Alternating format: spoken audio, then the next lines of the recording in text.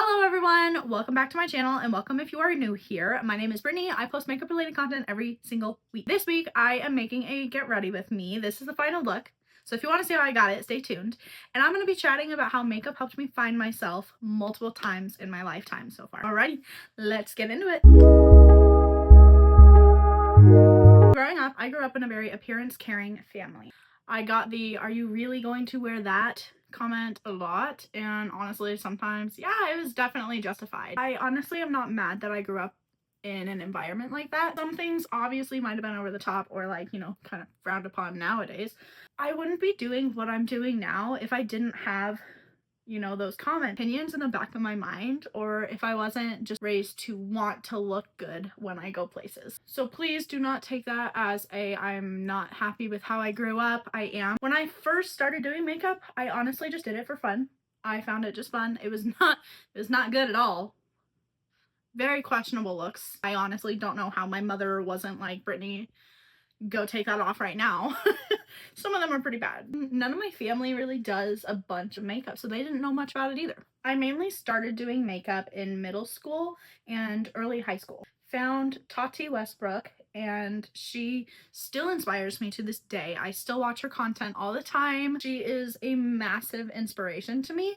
And I honestly, Tati, I love you. I hope to one day meet you because you are just such a big inspiration. You are so talented and you always are yourself, and you help me stay true to myself while I'm doing this. Because everyone has an opinion on what you should do, and that's not a bad thing at all. I love getting ideas and I love bouncing ideas off my family and stuff, but I also have learned that I need to stay true to myself. And if I am going to do this, the only way that I'm going to do this and do it successfully is if I stay true to myself. I'm not bashing my family or friends who have contributed ideas. I appreciate them. I love them. Please continue to do so. I started cheer in middle school. Obviously, if you know anything about cheerleaders, you have to do your makeup for competitions. I didn't know what the crap I was doing. And honestly, I do kind of blame cheer for my makeup addiction starting. It kind of depends on where you are in the school and the coach that you have as to what kind of makeup you're gonna wear. We did wear some. To mention, middle school is kind of when people are finding your style, you're finding yourself. Your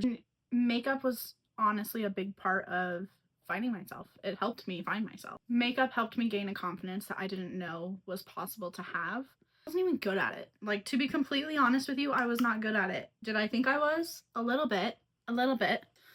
But in all honesty, I really was not, I was not good. I really didn't know what I was doing when it came to applying my makeup. I would watch Tati, I would watch other influencers, but Tati was the main one, so I learned from her. But my friend Moira literally would have to do my makeup before school because she was good at it. I loved what she would do with my makeup, and I had the same eye look every single day. I would get up early, I would shower, I would do my hair, and then I would do my makeup, and it would be the same makeup every single day because I knew what worked and I knew what was good. You know, being a teen girl, you want to look good. You want to feel like you look good. So I worked very hard to do that. I started getting in shape, obviously, with cheerleading, doing my makeup every day and my hair, and I just felt good.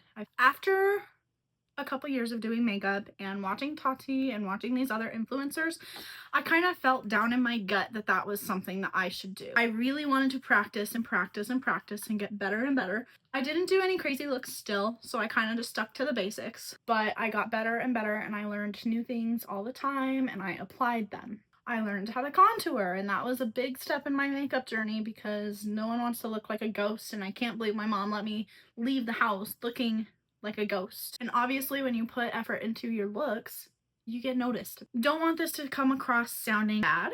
I like attention sometimes. I loved the attention I was getting.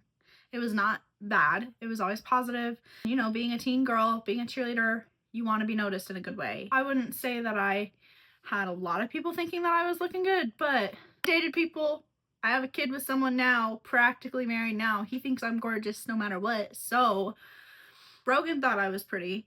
He dated me in high school. So like I said, makeup was my outlet. It made me feel better. It made me feel more myself. If I wasn't wearing makeup, I did not feel myself at all. I was not feeling like I was a human, honestly. My graduation present when I turned 18 was a surgery. I needed shoulder surgery, which ended my cheer career. Sad, but okay. And anyone who knows anything about surgery or shoulder surgery in particular, you can't really use your arms. I got surgery on my right shoulder, so I'm right-handed, so I couldn't really do makeup. To learn to love myself without makeup, or learn how to put it on with my left hand. I did a little bit of both, and I got more comfortable without wearing makeup, and that was great. And with COVID, you know, you couldn't go anywhere, so it's not like I needed makeup. And then I worked in a school, and yeah, kids are brutal, but I didn't need to impress them with my makeup skills. So I kind of fell into a slight depression because I didn't wear makeup. Like, I just didn't. Looking back, I do regret that. I wish I would have put on makeup just for fun every so often, but I didn't, and I definitely lost myself. During that time too, I was on an antidepressant, and birth control legitimately made me gain over 50 pounds over 3 months. Obviously that doesn't help with the depression, so I got off them immediately. So ever since then, I've been trying to lose the weight. That's a whole thing in itself. I got diagnosed with PCOS. Here we are, I'm starting, blah, blah, blah, blah, blah, so on and so forth. That's a story for another time. So during and after COVID, I found TikTok. I kept finding influencers like Michaela and a bunch of other influencers that I was like, oh my gosh, I should be doing this too. Like, this is what I feel like I should be doing. I should be making makeup videos. I'm good at it. I love it. You know, I could do that. I was working both full-time and part-time. So where does that leave time to record? That was my struggle. Needless to say, I did not do it. Looking back, I do regret that. I really wish I would have just done it and found time, made time to do it. I didn't, and that's fine because we're doing it now. And it goes without saying, I started doing my makeup again, and I felt this deep desire to make makeup videos. Right as I started to make these videos, I got pregnant. If you've been pregnant or know anyone that has been pregnant, you know morning sickness and hormone acne freaking sucks. And then the energy loss, holy crap, I did not have the energy to do anything. Still working full-time and coaching part-time, so it was very difficult for me to find the time to do it still. So I did my best to make videos, but I eventually fell off because I just didn't have the energy. And everything happened with my birth. I'm not going to get into it right now. I do have a video on it if you want to know more. It is in my get to know me video. Long story short, I had a super traumatic birth and gave birth at 30 weeks. This to say, the videos stopped for a while. I got home and I left my full-time job. I decided that December that I was going to actually push myself into this dream of content creating, of being a makeup content creator, which brings us to now. And even when I lost my coaching job, it helped me gain my confidence back, and having this, it helps me. It's almost like a diary, but better. If you watch that video, I go into the details of like how I really, honestly, I didn't feel like a human. Everything that happened was so emotionally traumatizing and just so crazy and chaotic that it was almost dehumanizing a bit, because the doctors just would not listen to me in so many circumstances. I'm in therapy, I'm getting through it, don't worry. But I decided to push myself in this because I really do feel like this is what I'm supposed to be doing. So now makeup is my outlet. Makeup room is 100% my happy place. Once again, have found myself even in this postpartum awkward crazy body. Comment below what helped you find yourself. Share your story and tag me. I would love to hear some of your guys' stories too.